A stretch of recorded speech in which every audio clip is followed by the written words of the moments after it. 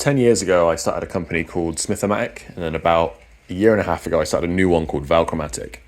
I built all this TV wall, by the way.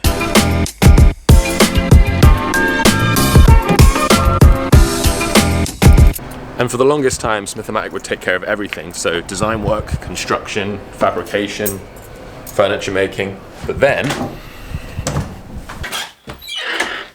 the lockdown hit, and that kind of changed the business a little bit. Just after lockdown is when I started that Valchromatic company. Check it. This is plans for the website on the wall. This is the old company right here, and then this is the new one. This one's still operating, but I had to make this one, and the reason is kitchens.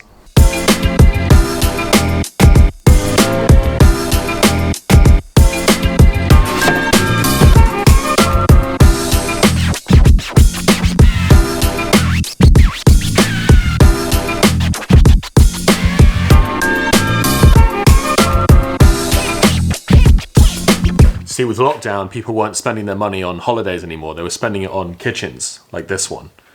Which is great for business, but the trouble is, I was worried about becoming typecast.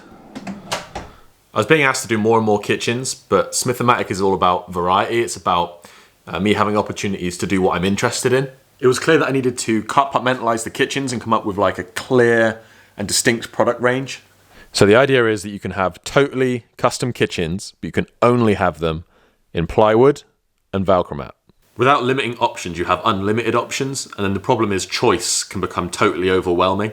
By sticking with just two materials, it is possible to create a very cohesive visual style that is immediately clear and easy to understand.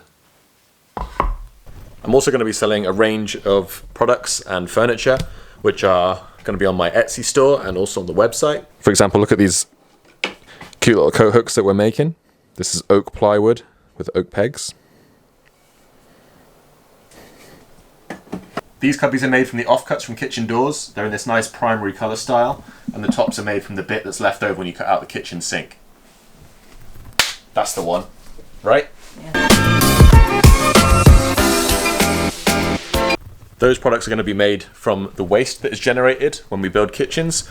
We get loads of offcuts, and it seems a shame just to throw all this stuff away. There's still loads to do, like building the website and everything, but if this journey interests you, then maybe just follow along. I don't want to commit too hard, but these videos have been daily so far, and this is kind of my attempt to like keep a documentary of my progress. Small steps, but eventually it'll amount to something big. I hope.